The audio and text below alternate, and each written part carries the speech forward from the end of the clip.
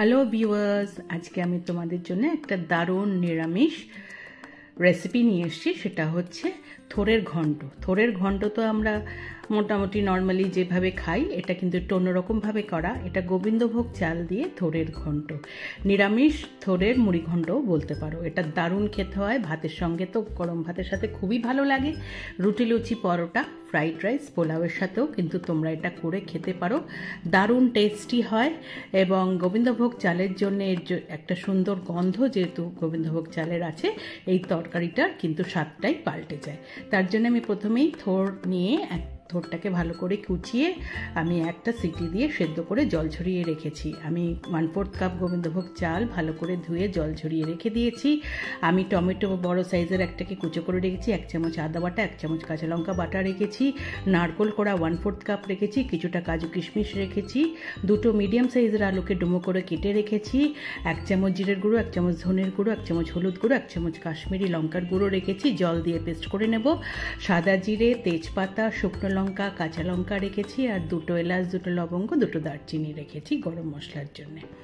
প্রথমেই আগে আমি কাজু কিশমিশগুলো ভেজে নেব। তার জন্য সাদা তেল দিয়ে কড়াইতে কাজু কিশমিশগুলো দিয়ে আমি ভেজে তুলে নিচ্ছি। আমার তেলটা খুব গরম হয়ে গেছিলো, তাই দেখো দেওয়ার সঙ্গে সঙ্গে লাল হয়ে গেল। তোমরা একটু বুঝে ভাজবে। আমি ওগুলো তুলে নেওয়ার পরে যে আলুগুলো রেখেছিলাম সেই আলুগুলোকে আমি দিয়ে দিলাম।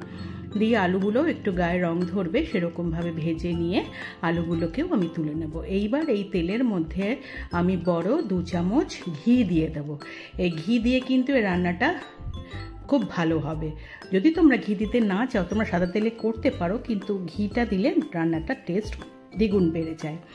এইবার তার মধ্যে ফোড়নের জন্য যা যা রেখেছিলাম, সাদা জিরে, তেজপাতা, শুকনো লঙ্কা আর গরম মশলা সব দিয়ে দিলাম। ফোড়নটা একটু ভাজা হলে তার মধ্যে আদা বাটা আর কাঁচা লঙ্কা বাটাটা দিয়ে দিলাম। সেটাও একটুখানি ভাজা হলে, কাঁচা গন্ধ চলে গেলে তার মধ্যে নারকোল কোড়াটা রেখেছিলাম সেটা দিয়ে দিলাম।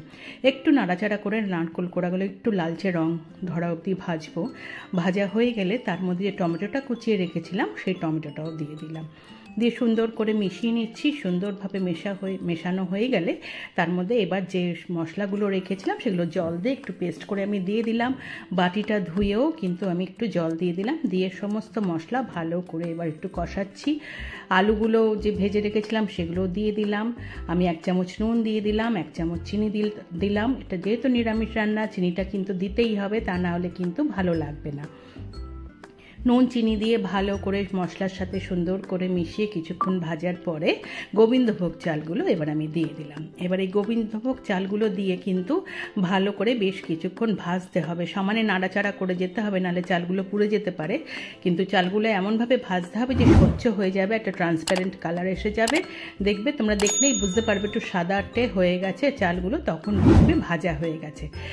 দেখো আমার চালগুলো মোটামুটি ভাজা হয়ে গেছে। এইবার আমি যে থোড়টা সেদ্ধ করে জল ঝরিয়ে রেখেছিলাম সেই থোড়টা দিয়ে দিলাম। দিয়ে সমস্ত কিছু আমি ভালো করে মিশিয়ে নিচ্ছি। সুন্দরভাবে কিন্তু মিশিয়ে নিতে হবে। থোড়, আলু, মশলা, চাল সব সুন্দরভাবে এপাশ ওপাশ করে উলট পালট করে সুন্দরভাবে কিন্তু আমি মিশিয়ে নিলাম। মিশিয়ে নেওয়ার পরে এইবার আমি যে কাজু কিশমিশগুলো ভেজে রেখেছিলাম সেগুলো উপরে দিয়ে এবার ছোট এক বাটি আমি জল দিয়ে দিলাম। দিয়ে আমি জলটাও ভালো করে কিন্তু নাড়িয়ে সমস্ত মিশিয়ে নিচ্ছি। সুন্দরভাবে মিশে গেলে এবার যে কাঁচা লঙ্কাগুলো রেখেছিলাম সেগুলোকে আমি চিড়ে মাঝখান দিয়ে হাফ করে আমি কিন্তু ওপর থেকে দিয়ে এইবার আমি ঢাকা দিয়ে দেব। দিয়ে গ্যাস মিডিয়াম থেকে স্লো করে আমি 10 থেকে 12 মিনিট হতে দেব। তারপরে আমি ঢাকা খুলেছি 12 মিনিট পরে। দেখো আমার চাল মোটামুটি সেদ্ধ হয়ে গেছে। আমি তাদের দেখিয়ে দিচ্ছি চালটা সেদ্ধ হয়েছে কিনা।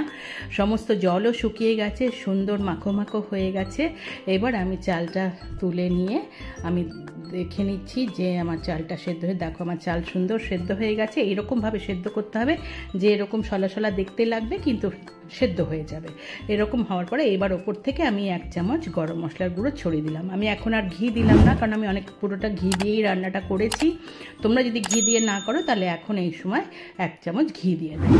সুন্দরভাবে গরম মশলাটা মিশিয়ে নিলাম। নিয়ে এবার ঢাকা দিয়ে গ্যাস বন্ধ করে স্ট্যান্ডিং টাইমে 5 মিনিট রেখে দিলাম। 5 মিনিট পরে খুললেই আমার এই নিরামিষ গোবিন্দভোগ চাল দিয়ে থোড়ের মুড়ি ঘন্ট বা থোড়ের ঘন্ট একদম রেডি। আমি একটা সার্ভিং বলে সার্ভ করে দিচ্ছি। গরম ভাতের সাথে তো এটা ভালোই লাগে। রুটি, লুচি, পরোটা, ফ্রাইড রাইস, পোলাও, তোমরা যা কিছুর সঙ্গে এটা সার্ভ করতে পারো। এবং এটা কিন্তু দারুণ টেস্টি হয়। নিরামিষ যারা খাও তাদের জন্য একটা দারুণ টেস্টি খাবার। একবার এভাবে করে খেয়ে তারপরে তোমরা কিন্তু সবাইকে যদি পরিবেশন করো, সবাই কিন্তু বারবার এটাই খেতে চাইবে।